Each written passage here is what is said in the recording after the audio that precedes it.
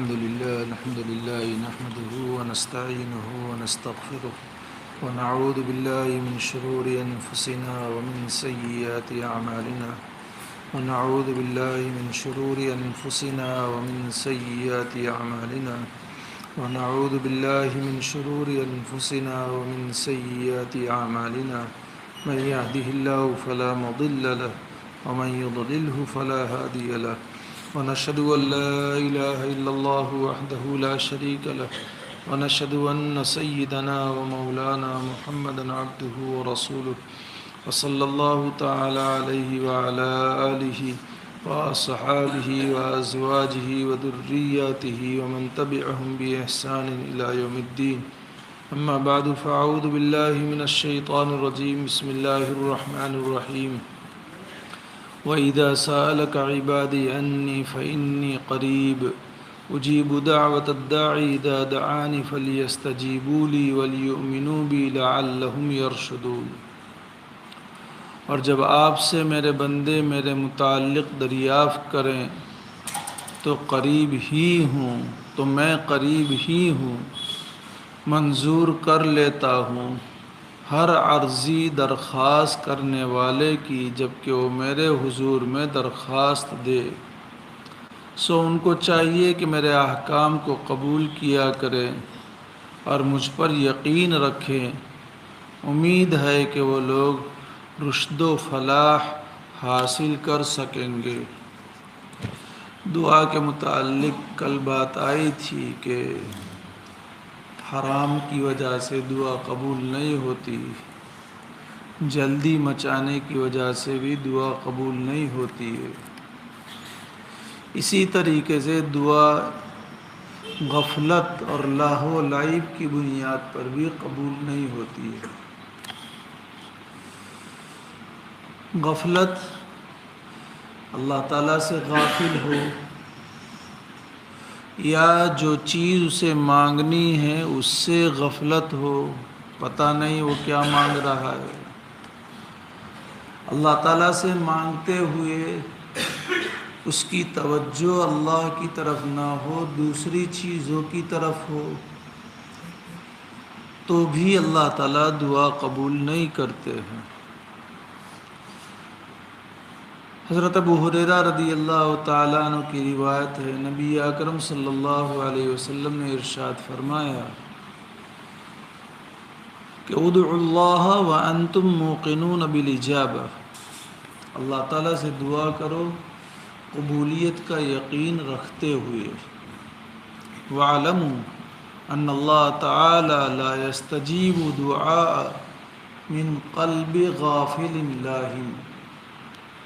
اور اس بات پر یقین رکھو کہ اللہ تعالیٰ اس شخص کی دعا قبول نہیں کرتے ہیں کہ جس کا دل غافل ہو۔ زبان پر دعا کے کلمات ہے لیکن دل اللہ کی طرف متوجہ نہیں ہے۔ زبان پر دعا کے کلمات ہیں لیکن کیا مانگ رہا ہے دل میں وہ نہیں ہے، اور دعا مانگ رہا ہے، زبان پر دعا کے کلمات ہے، دعائیہ الفاظ ہیں، لیکن وہ لہو و لعب میں ادھر ادھر دوسری چیزوں میں مصروف ہے، تو بھی اللہ تعالیٰ قبول نہیں کرتے ہیں۔ اور بالکل واضح بات ہے، دنیا کے دستور کے اعتبار سے بھی ہم اپنی عرضی کسی کے پاس لے کر کے جائے اور اس کی طرف بے اعتنائی ہو، توجہ نہ ہو، ڈی ایس پی کے چیمبر میں مثلاً گئے، کلیکٹر کے چیمبر میں اپنی عرضی لے کر کے گئے اور کلیکٹر اور ڈی ایس پی کی طرف ہماری توجہ نہیں ہے، ادھر ادھر ہم ادھر ادھر ڈاپھیلے مار رہے ہیں، تو یہ لوگ تو بڑے حساس ہوتے ہیں اور ان کو اس بات کے اوپر غصہ آتا ہے، ریجیکٹ کر دیتے ہیں۔ تو اس کی طرف، اس افسر کی طرف پوری توجہ ہو، یکسوئی ہو، یہ ہے کہ اپنی عرضی پیش کر رہے ہیں اور کسی اور چیز میں مشغول ہے، کھیلتے کودتے عرضی پیش کر رہے ہیں، تو ظاہر بات ہے کہ یہ عرضی پیش کرنے کی اہمیت کے خلاف ہے، اس لیے بھی وہ عرضی رد کر دی جاتی ہے۔ یہی حال اللہ تعالیٰ بڑے غیرت مند ہے۔ بندے کی تھوڑی توجہ کے اوپر اللہ کثرت سے متوجہ ہوتے ہیں، لیکن اگر توجہ ہی نہ ہو تو اللہ بڑے غیرت مند بھی ہے۔ اس لیے اللہ کی غیرت کی بنیاد پر غیرت اسے آتی ہے اور وہ اللہ دعا قبول نہیں فرماتے۔ یہ حال ہے۔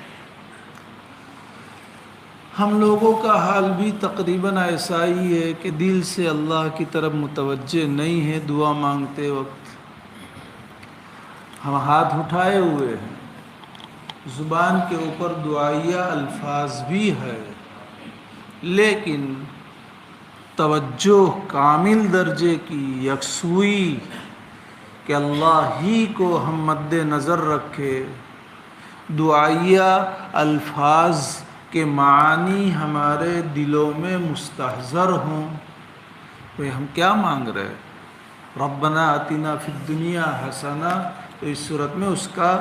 پورا ترجمہ نہیں، کم سے کم کچھ تو مفہوم ہمارے ذہنوں میں ہو اور دل کی گہرائی سے وہ نکلے۔ ربنا لا تزغ قلوبنا بعد اذ ہدیتنا، اگر ہم مانگ رہے ہیں تو اتنا تو استحضار ہو کہ ہدایت کے بعد گمراہی سے بچنے کی ہم دعا مانگ رہے ہیں۔ لیکن چونکہ ہم عربی جانتے نہیں ہیں، اس لیے ہم اس کو سمجھے بغیر پڑھتے ہیں، اور سمجھے بغیر پڑھنے کا خاصہ یہ ہے کہ دل متوجہ نہیں ہوتا۔ اب یہ بات کہ پھر اردو میں دعا مانگنی چاہیے، مجھے بہت سارے ساتھی کہتے ہیں کہ مفتی صاحب تم اردو میں دعا زیادہ مانگو، عربی میں مانگتے ہو تو تم اردو میں مانگو۔ عرضی قبول کرنے والا عرضی کے کلمات سکھائیں کہ بھئی ان کلمات سے عرضی لکھو، وہ بہتر ہے کہ پھر دوسرے زبان میں ہم عرضی بھیجیں۔ سیدھی بات کہ عرضی قبول کرنے والا ہمیں کہتا ہے کہ بھئی یہ ہیں عرضی کے الفاظ، اور اس سے پہلے کئی مرتبہ کہ عربی میں جو جامعیت ہے وہ جامعیت اردو میں نہیں ملے گی۔ مجھے اچھی طرح یاد ہے، میں نے بتایا تھا ربنا وَأَرِنَا مَنَاسِكَنَا، اس جملے کے اوپر میں نے کہا تھا مناسکنا ایک مطلب ہے کہ حج کے طریقے کو تو ہمیں سکھا، اور مناسکنا کا ایک لفظ کہ یہ نسک سے بنا ہوا ہے، اور نسک کے معنی عبادت، تو اس کا مطلب کہ جتنی عبادت تو نے ہم پر لاگو کی ہے اور جو عبادت کرنے کے لیے تو نے ہمیں کہا ہے، چاہے وہ عبادت فرضیت کے قبیل سے ہو، چاہے واجب کے قبیل سے ہو، چاہے سنت اور مستحب اور آداب کے قبیل سے ہو، اس کو کس طرح بجا لانا تو مجھے سکھا۔ بتائیے کہ یہ جامعیت اردو میں آپ کتنے الفاظ سے ادا کرو گے؟ بس اتنا جملہ ہے، ارینا مناسکنا، کہ تو مناسک سکھا۔ اب یہ مراد ہے تو بھی اور یہ مراد ہے تو بھی، اور دونوں مراد لی جائے تو دونوں، کیونکہ مناسک میں طریقہ حج بھی آ چکا ہے۔ اس لیے ربنا آتنا فی الدنیا حسنہ وفی الآخرۃ حسنہ کی جامعیت بیان ہی نہیں کی جا سکتی ہے۔ اب ہم دنیا کی کتنی چیزیں مانگیں گے، آخرت کی کتنی چیزیں مانگیں گے، اور وہ سب کے سب اس میں آ چکا ہے۔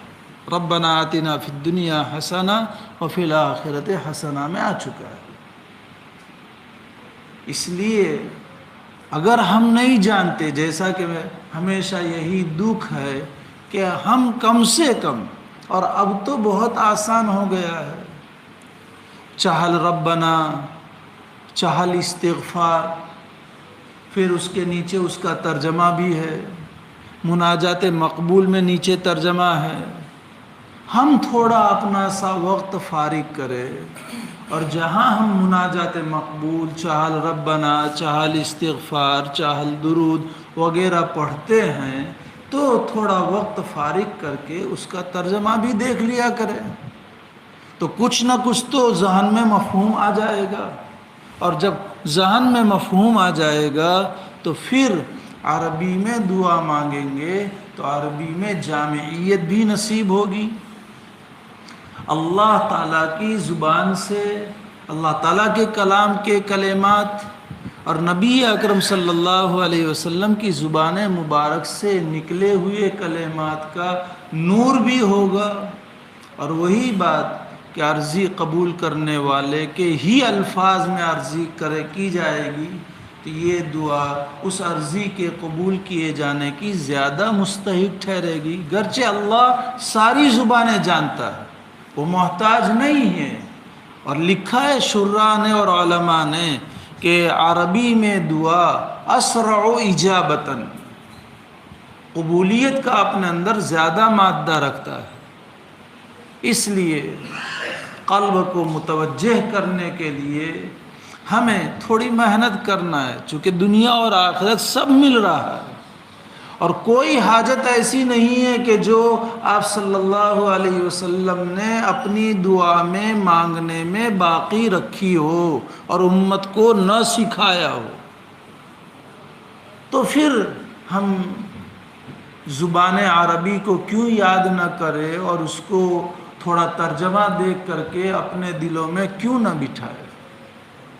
پھر قلب متوجہ ہوگا اور لطف آتا ہے، عجیب کیف طاری ہوتا ہے، اس کا معنی کا استحضار ہوتا ہے، تو اس وقت دعا مانگنے میں عجیب کیف اور دل کا حال ہوتا ہے، اللہ تعالیٰ سن لیتے ہیں۔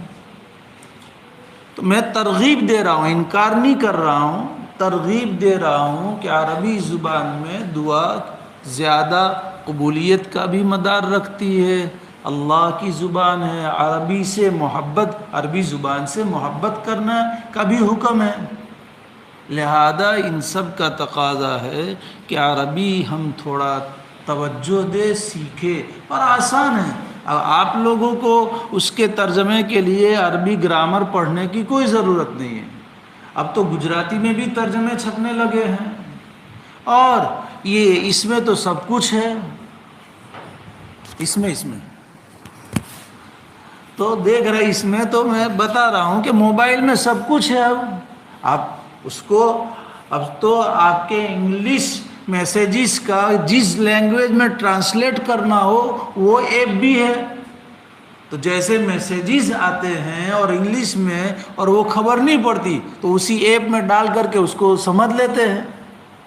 تو جب ہم دنیا کے امور میں ان ساری چیزوں کا استعمال کرتے ہیں تو پھر آخر کیا بات ہے کہ دین کے باب میں اتنا تغافل کہ ہم اس کی طرف توجہ ہی نہیں دے رہے ہیں۔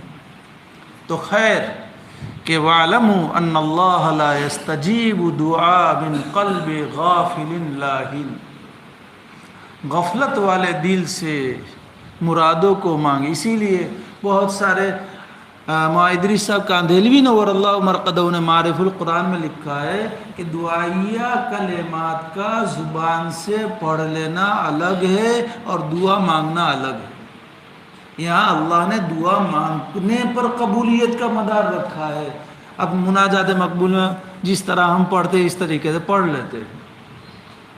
اس کے معنی کی طرف استحضار نہیں ہوتا ہے، ہم کہتے روز مناجات مقبول پڑھتے ہیں لیکن ایک بھی دعا قبول نہیں ہوتی، تو پڑھتے ہیں مانگتے تھوڑی ہے، مناجات مقبول پڑھتے ہیں مانگتے نہیں ہم، اس لیے لکھا ہے کہ الفاظ کا زبان پر دہرا دینا الگ چیز ہے اور دعا مانگنا یہ الگ چیز ہے، اس لیے دونوں میں فرق بہت سا۔ اللہم انت السلام و منک السلام تبارک یا ذا الجلال والاکرام وادخلنا دار السلام ہے، بہت سارے اس طریقے سے، اور پھر اتنا لمبا ہاتھ کر کے یوں بھی کر دیتے کہ سب کچھ آ گیا اندر۔ یہ صرف زبان پر کلمات ہیں، حقیقت بظاہر نہیں لگ رہی، ڈر کر کے کہنا پر تجھے کیسے پتا کہ دل کا حال؟ تو احوال بھی تو کچھ دلالت کرنے والے ہوتے ہیں. آدمی سرسری بولے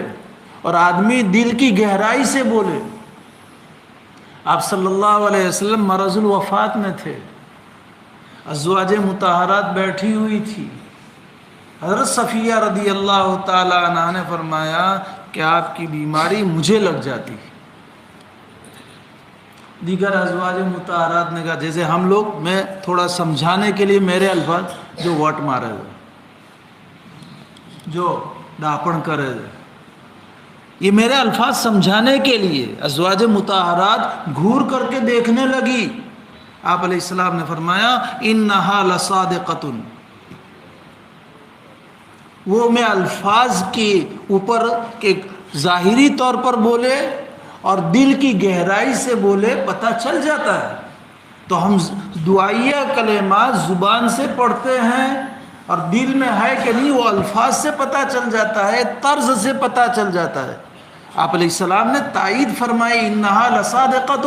کہ صفیہ دل کی گہرائی سے کہہ رہی ہے، یوں ہی اوپر چھلا نہیں کہہ رہی ہے. تو یہ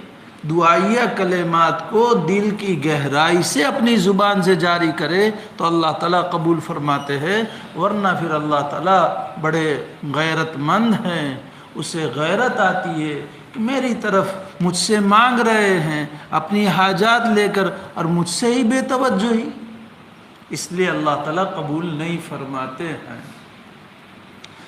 چونکہ دعا کے مناسبت سے دعا کی فضیلت بھی کہ دعا کثرت سے مانگنا چاہیے. فرض نماز کے بعد دعا قبول ہوتی ہے، تہجد کے وقت دعا قبول ہوتی ہے، ہر فرض نماز کے بعد. لیکن فرض سے مراد فرض اصل نہ مراد لئیو. اس سے پہلے بھی کئی مرتبہ میں نے کہا کہ فرض نماز کے بعد سنن ہے تو سارے اوراد، وظائف، دعا یہ سب سنن اور نوافل کے بعد ہے. اس لیے کہ روایت میں صاف صراحتاً ہے کہ آپ فرض نماز کے بعد اللہم انت السلام و منک السلام تبارکت یا ذا الجلال والاکرام کے بقدر بیٹھتے تھے جن فرض نماز کے بعد سنتیں ہوتی تھی. اس لیے تسبیح فاطمی ہے، آیت الکرسی ہے، دیگر معمولات ہوں تو سنتوں کے بعد، نوافل کے بعد اور پھر دعا مانگی جائے تو یہ فرض کے بعد ہی سمجھا جائے گا. سنن اور نوافل فرض کے تابع سمجھے جائیں گے. تو یہ فرض نماز کے بعد دعا مانگو، یقیناً دعا قبول ہوتی ہے. اور بات بھی کچھ مناسب ہے کہ نماز اہم ہے دعا کے مقابلے میں، اس لیے پہلے نماز کی طرف متوجہ. اذکار کے مقابلے میں نماز اہم ہے، اس لیے الاہم فالاہم کے پیش نظر نماز کو چاہے سنت ہو نفل ہو اس کو مقدم کیا جائے گا اور پھر دیگر معمولات پڑھ کر کے دعا کی جائے. اور جہاں نہیں ہے جیسے عصر میں، فجر میں، تو وہاں تسبیح فاطمہ، آیت الکرسی وغیرہ پڑھ کر کے دعا مانگی جائے، دعا قبول ہوتی ہے. اور جس نماز کے بعد دعا نہیں مانگی جاتی وہ نماز ناقص رہتی ہے. آپ علیہ السلام نے حدیث میں صاف طور پر فرمایا غیر و تمام غیر و تمام غیر و تمام، 3 مرتبہ کہ نماز کے بعد اگر دعا نہیں مانگی جاتی ہے تو نماز تمام نہیں ہوتی ہے. اس لیے نماز کے بعد دعاؤں کا اہتمام ہونا چاہیے. ہماری عادت یہ ہے کہ مشکل پیش آئے تو دعا کی طرف متوجہ ہوتے ہیں اور مشکلات نہ ہو تو پھر اس صورت میں اللہ کی طرف ہماری توجہ نہیں ہوتی ہے. یہ حال کہ مشکلات میں اللہ کی طرف توجہ اور فراوانی میں اللہ کو بھول جانا یا اللہ کی طرف توجہ کا نہ ہونا،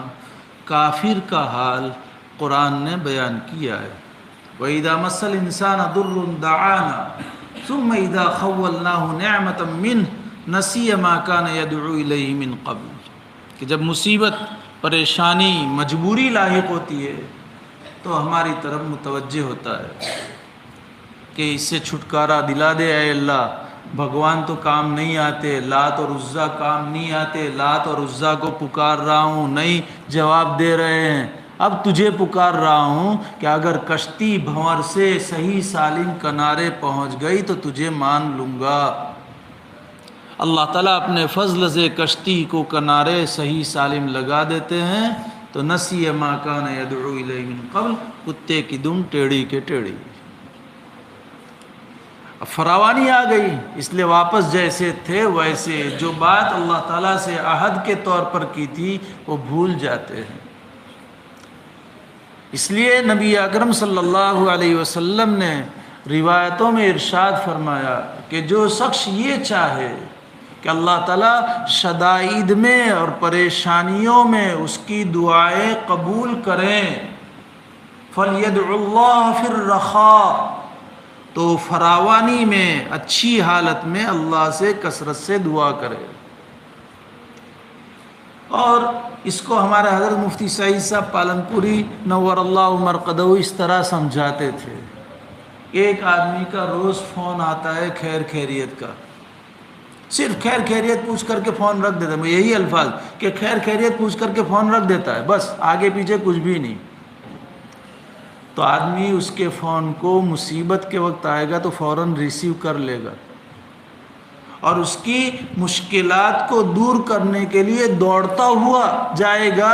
اور اس کی طرف توجہ دے گا کہ یہ روز خیر خیریت پوچھتا ہے، اب مصیبت میں آیا ہے، میرا فریضہ بنتا ہے۔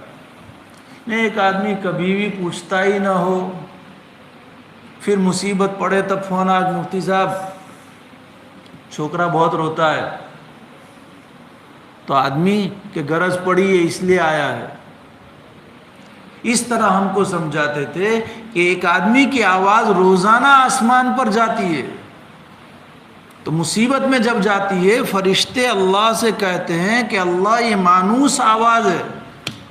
دروازے کھل جاتے ہیں۔ اور جو کبھی کبھار اس کی دعا فرشتے اللہ سے کہتے ہیں کہ اللہ غیر مانوس آواز ہے، اس کے لیے قبولیت کے طور پر آسمان کے دروازے نہیں کھولے جاتے ہیں۔ اس لیے بھی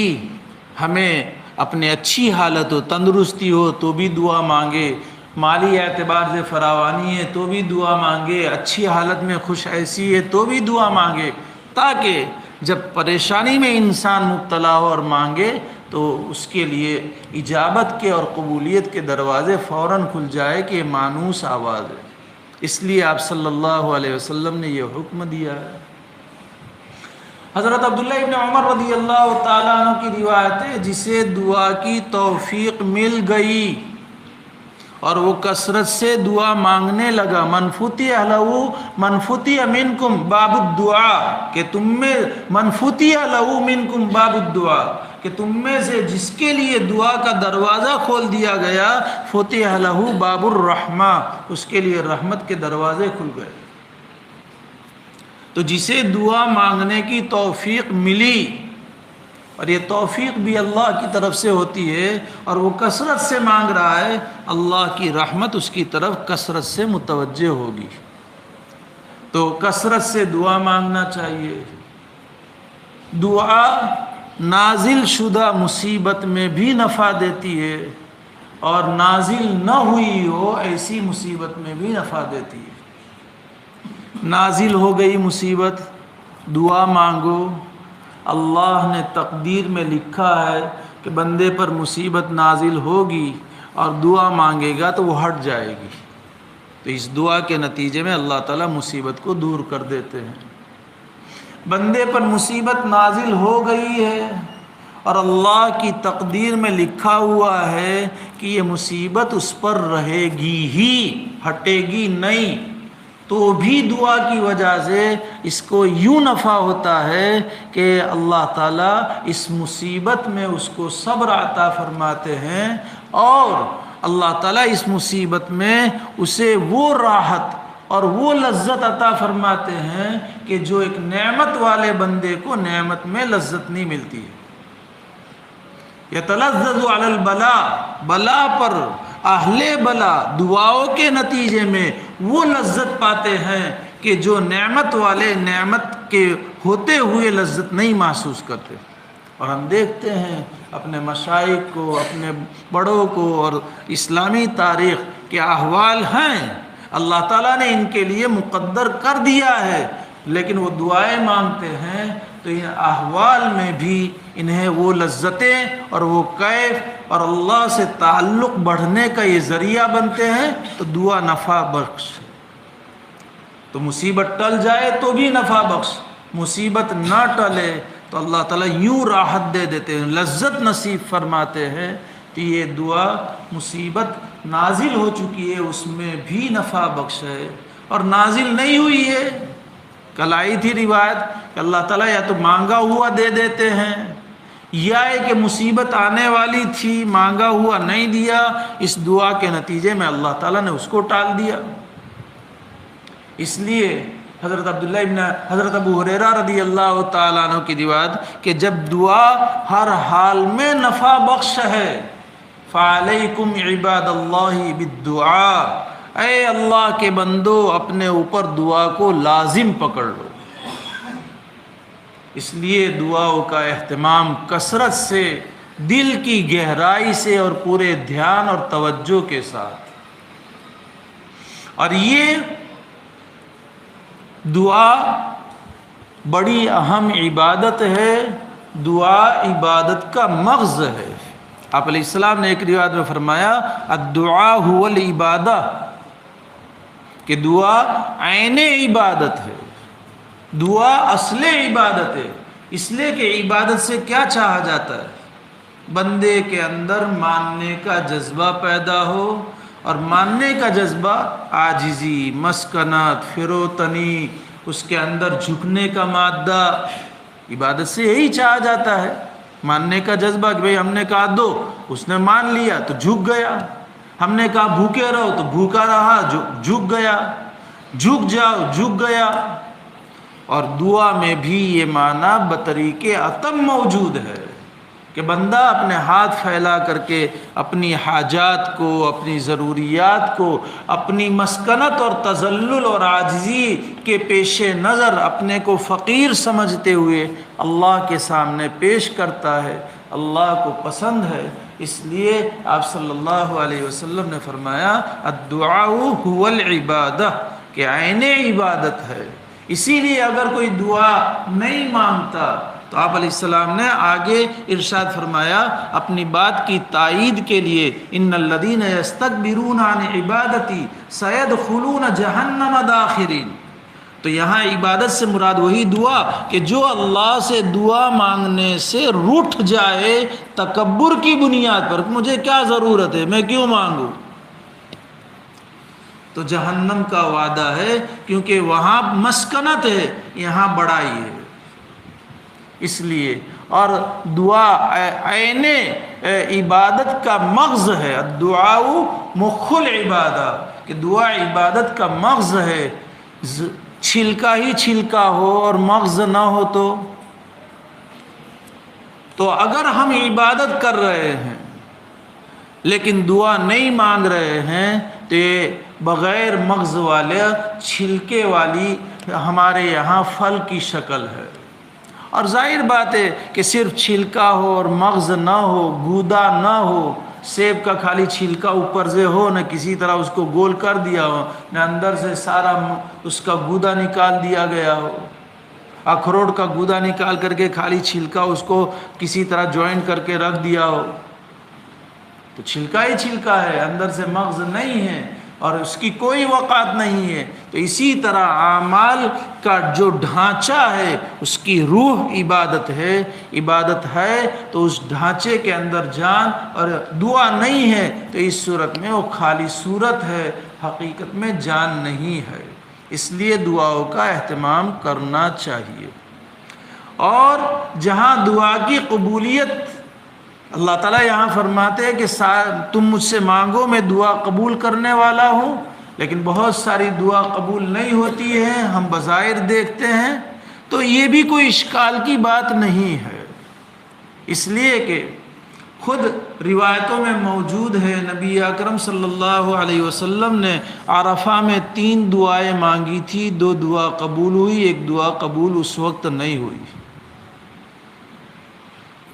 اسی طریقے اور پھر وہ دعا آپ نے مزدلفہ میں مانگی تو پھر مزدلفہ میں قبول ہوئی، لیکن اس وقت کو قبول نہیں ہوئی۔ تو ہر دعا کا قبول ہونے کا وعدہ جو یہاں پر ہے قرآن میں، اللہ تبارک تعالیٰ نے دوسری جگہ پر اس کو اپنی مشیت کے ساتھ یعنی اپنے ارادے کے ساتھ موقوف رکھا ہے۔ فَيَكْشِفُ مَا تَدْعُونَ إِلَيْهِ إِن شَاءَ، کہ جو تم اللہ کو پکارتے ہو اللہ تعالیٰ تمہاری دعا قبول کرتے اور مصیبت کو دور کرتے ہیں اگر اللہ چاہے۔ اللہ کی حکمت اور اللہ کی مصلحت میں تمہارا مانگا ہوا دینا مناسب ہے تو اللہ دیتا ہے، اور اگر مانگا ہوا دینا مناسب نہیں ہے، مصیبت کے دور کرنے کے لیے تم نے اللہ سے درخواست کی اور وہ مصیبت کو ہٹانا اللہ کی مصلحت کے خلاف ہے تو اللہ اس مصیبت کو نہیں ہٹاتے انشاء۔ لہذا اس اعتبار سے بھی اگر ہم نے مانگا ہے اور وہ مانگا ہوا قبول ہوتا ہوا نظر نہیں آ رہا ہے تو اس صورت میں یہ آیت مطلق ہے جس میں تمام کا قبول ہونا، لیکن چونکہ اس سے پہلے بھی کئی مرتبہ آیا کہ القرآن یفسر بعضہ بعضا، قرآن کی ایک آیت کی تفسیر دوسری آیت سے، تو وہاں پر اللہ تعالیٰ نے اس کو اپنے ارادے کے ساتھ مقید کیا، ارادے کے کہ میرا ارادہ ہوگا تو قبول کروں گا، ارادہ نہیں ہوگا تو قبول نہیں کروں گا، تو بھی کوئی اشکال کی بات نہیں ہے۔ یا بعض مفسرین نے اس آیت کریمہ کا مطلب یہ بیان کیا کہ یہاں دعا کی قبولیت کا تذکرہ نہیں ہے، بلکہ اس آیت کا مفہوم اور مصداق یہ ہے کہ جب تم دعا مانگتے ہو تو میں تمہاری دعا سنتا ہوں، معبودان باطلہ کی طرح نہیں کہ ان کو پکارے جانے کے باوجود بہت سارے پکارتے ہیں لیکن سنتے نہیں ہیں، تو میں سن لیتا ہوں اس لیے کہ میں سننے والا ہوں، تمہارے احوال سے میں واقف ہوں اس لیے کہ میں دیکھنے والا ہوں، اور سن کر کے اور دیکھ کر کے اس کے اوپر ترتب کا ہونا یعنی وہ دعا قبول ہونا نہ ہونا اس لیے کہ میں حکیم ہوں، اپنی حکمت کے پیش نظر اس کو قبول کرتا ہوں، اپنی حکمت کے پیش نظر اس کو قبول نہیں کرتا ہوں، تو اس کا تذکرہ ہے، قبولیت کا تذکرہ نہیں ہے۔ تو اگر دعا قبول نہ ہو تو اس صورت میں کوئی اشکال کی بات نہیں ہے کہ آیت میں تو اللہ تعالیٰ نے یہ فرمایا کہ قبول کرتا ہوں، تو قبول کا مطلب نہیں ہے، یہ بعض مفسرین نے کہا ہے۔ لیکن میں نے کہا تھا کہ جیسے اللہ تعالیٰ نے یہ بات بیان فرمائی پہلے مطلب کے اعتبار سے کہ جب دعا کرنے والا مجھ سے دعا کرتا ہے تو میں اس کی دعا قبول کرتا ہوں اور سنتا ہوں اور سن کر کے قبول کرتا ہوں، تو اللہ تعالیٰ فرماتے ہیں کہ تم بھی میری سنا کرو اور میری مانا کرو جیسے میں تمہاری مانتا ہوں اور قبول کرتا ہوں۔ آگے اسی کا فَلْيَسْتَجِيبُوا لِي، دعا مانگنے والے بندوں کے لیے مناسب ہے کہ وہ میری بات بھی قبول کر لیا کرے،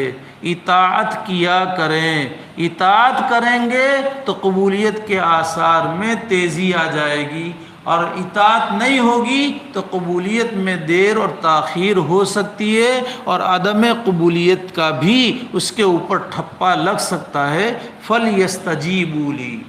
وَلْيُؤْمِنُوا بِي، اور میرے اوپر ایمان کامل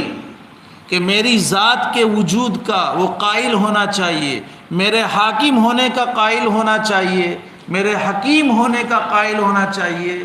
یعنی اللہ تعالیٰ ذات میں اکیلا ہے، اور جتنی صفات اللہ تعالیٰ کے لیے ثابت ہیں وہ تمام صفات بھی اللہ تعالیٰ کے ساتھ لگی ہوئی ہے، اللہ کے علاوہ کسی کے ساتھ لگی ہوئی نہیں ہے۔ اللہ صفات میں بھی یکتا ہے، اور ان صفات میں کمال درجہ اللہ کو حاصل ہے، اس کے اوپر ایمان کامل کا ترتب ہوگا۔ نفس کلمہ پڑھ لیا، ایمان ہو گیا،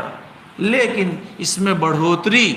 ایمان، اللہم انی اسألک ایمانا کاملا، اے اللہ ایمان کامل کا میں آپ سے سوال کرتا ہوں۔ تو یہ کامل ایمان، تو یہاں آیت میں وَلِيُؤْمِنُوا بِی میں یہی مفسرین نے کہ کمال درجے کا ایمان، اور کمال درجے کے ایمان کے ساتھ کمال درجے کی اطاعت، فَلْيَسْتَجِیبُوا لِی،